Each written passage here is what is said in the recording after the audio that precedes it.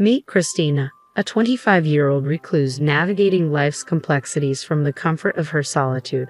While she isn't exactly unemployed nor enrolled in any educational pursuits, her family might beg to differ, especially her brother. How did she end up this way, you ask? Well, it all traces back to her deep-seated mistrust of people, a sentiment rooted in her tumultuous experiences during middle school. Though she labels it as mistrust, the underlying reasons are manifold, primarily stemming from feeling overlooked.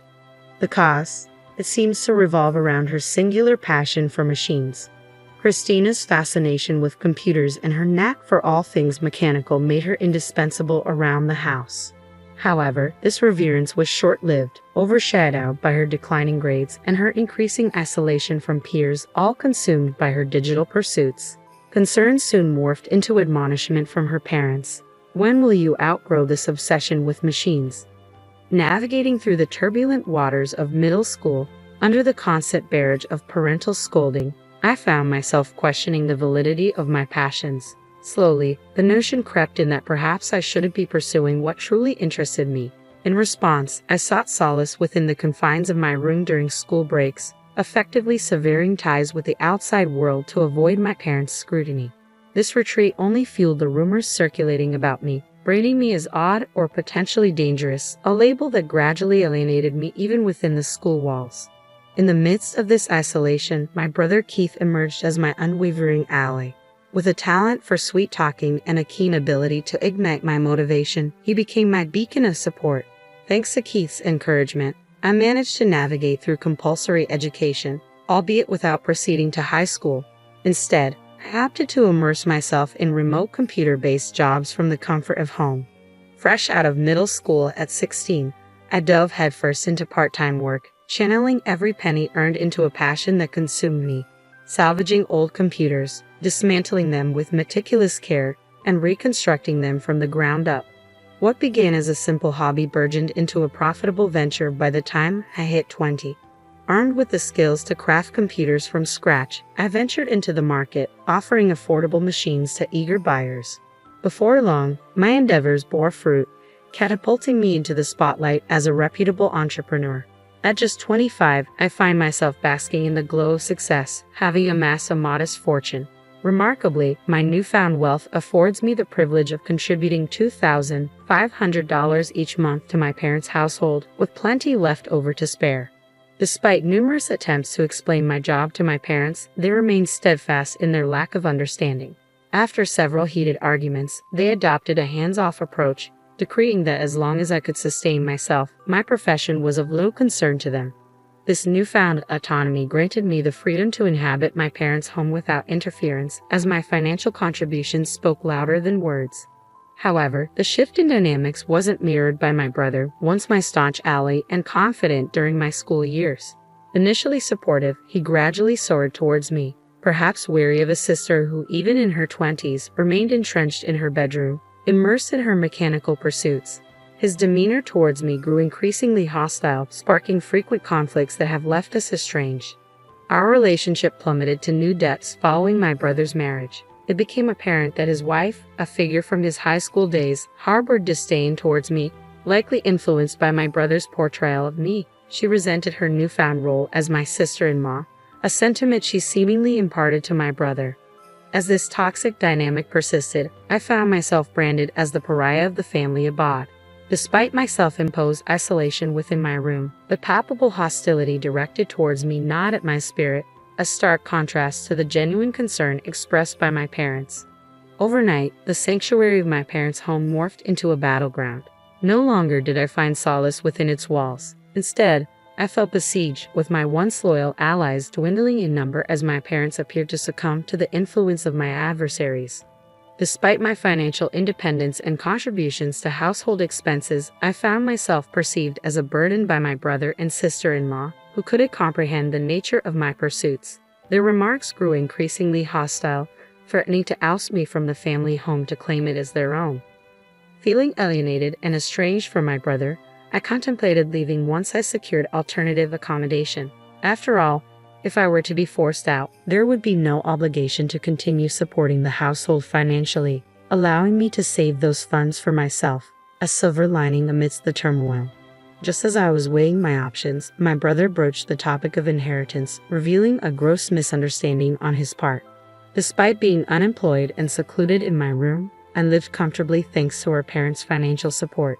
When discussions arose about my departure, I was met with a shocking ultimatum: relinquish my claim to inheritance, as my brother and sister-in-law aimed to secure the family assets for themselves. Little did they realize, the very funds I provided sustained our parents' carefree lifestyle at home. However, in my brother's eyes, I was not but a burden confined to my quarters. Contemplating my next move, I decided to seek clarity one last time, driven by a sense of compassion. "Are you truly content with me leaving?" I inquired. My brother's derisive laughter was all the confirmation I needed. "We'd be thrilled if you could just vacate already," he sneered. It dawned on me once more how profoundly he misunderstood the situation. With a mixture of pity for his ignorance and determination to forge my own path, I resolved to depart from our family abode. Several days had passed since my brother's demand for my departure, yet I remained sequestered within the confines of my room. Despite my brother and sister-in-law's relentless efforts to evict me, their tactics only fueled my determination to resist. Their incessant knocks on my door, cessation of meal provisions from our mother, and demands for self-sufficiency in chores like laundry, all were mere inconveniences I could easily adapt to if I were to live independently. I refused to passively accept my impending displacement. Rather, I viewed it as an injustice demanding retribution. With my proficiency in machinery, a plan began to take shape in my mind. My brother had underestimated the power of my technological prowess, forgetting the significance of unrestricted access to a computer. I was not one to quietly acquiesce to his demands. I intended to exact revenge in a calculated manner. Aware that my brother's marriage, coupled with my reclusive nature, represented my parents' only hope for a grandchild, I exploited their blind approval of my eviction. Setting a trap that would activate upon my departure from the household became my clandestine mission, a retaliation that would commence the moment I stepped foot outside the door. After securing a new residence and completing the requisite arrangements, the time had come for me to bid farewell to my family home.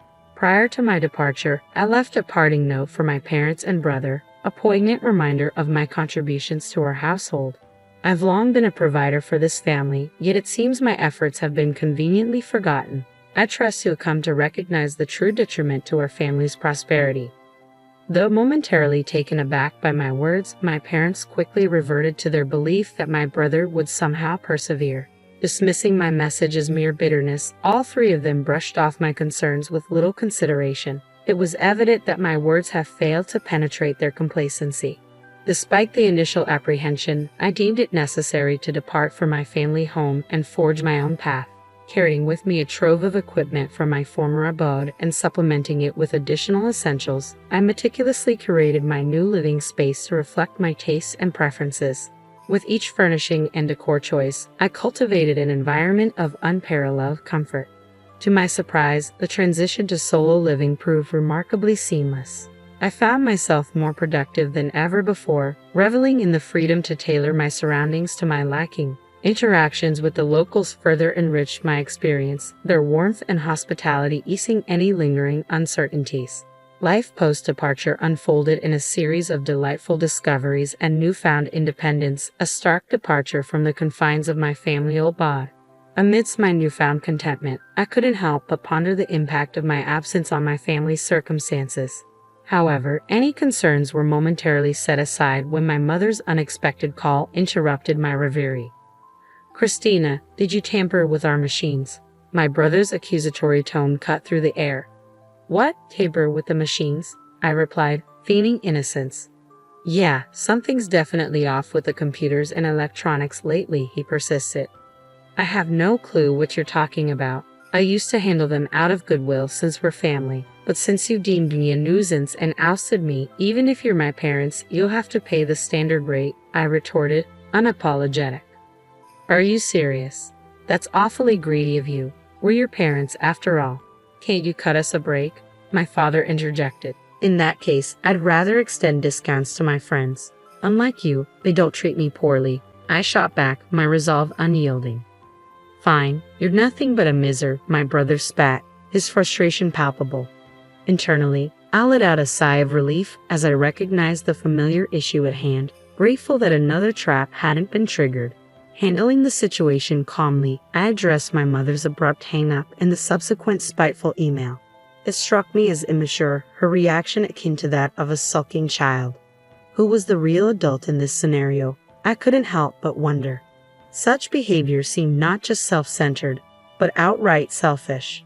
Regarding the family computer, all I had done was revert the status adjustments I had previously performed for my family free of charge back to their original settings.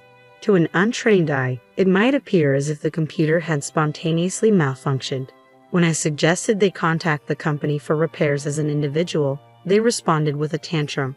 But such reactions were par for the course, and I chose to let it slide. 6 months had passed since my expulsion from the family home, and just as I was settling into my newfound independence, my father reached out with a phone call. I hate to ask, but can you lend me some money? My father's hesitant voice came through the phone. Lend me money? What do you mean? I responded, caught off guard. It's just that your brother and his wife have been spending recklessly. They seem to think we're swimming in cash, and it's been nothing but demands from them. They're always asking for money to buy this or to go there. I have no idea where they get these ideas. Why do they always come to me with their financial woes? Isn't it supposed to be the other way around? Parents helping their children? My father lamented. That's easier said than done. Well, even $500 would help, he continued. I'm not giving you anything. I won't lend you money either. I have no intention of financially supporting you anymore. But if you pay me for my services, I'll work on your machines, I stated firmly. You've become so stingy. I guess what Mom said was true, he retorted.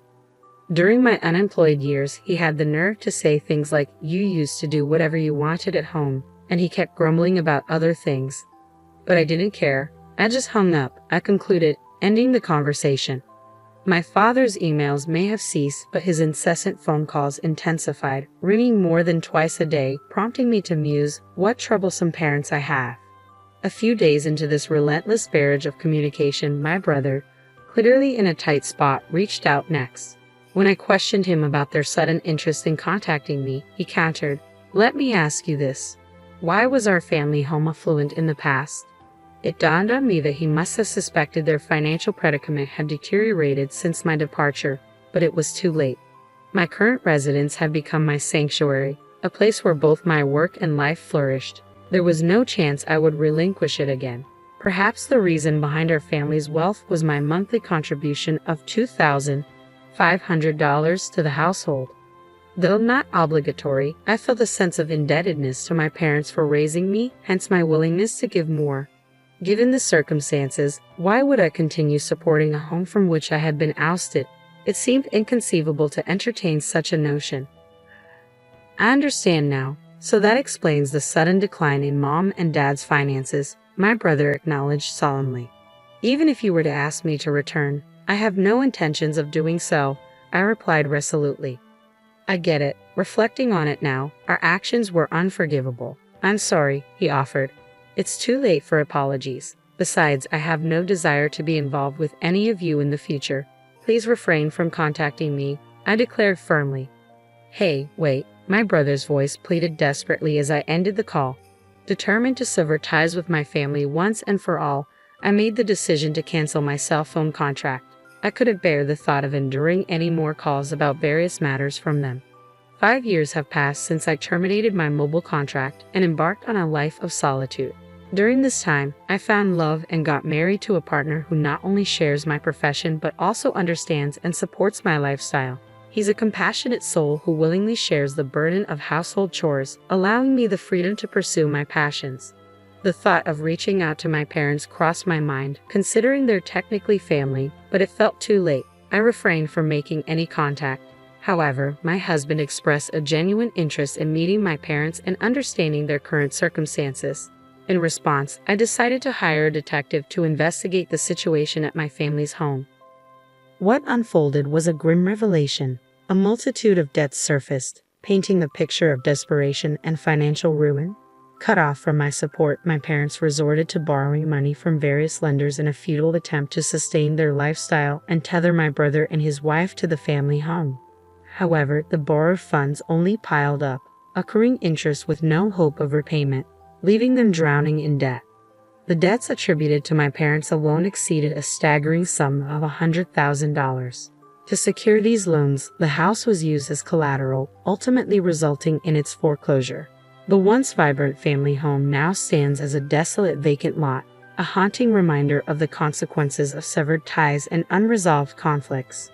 Although a pang of sadness tugged at my heartstrings due to my sentimental attachment to our family home, I couldn't deny the bitter irony of their current predicament. Concluding that they were reaping what they had sown, I shifted my focus to investigating my brother's circumstances. It appeared that my brother had broached the subject of divorce due to his wife's extravagant spending habits, yet she vehemently opposed the idea. As they navigated through a drawn-out legal battle, it became apparent that this process was both time-consuming and financially draining. Despite his attempts to part ways, his wife adamantly resisted, leaving them at a standstill. Moreover, with no children in the picture and rumors swirling about my brother's infertility, I felt a twinge of concern.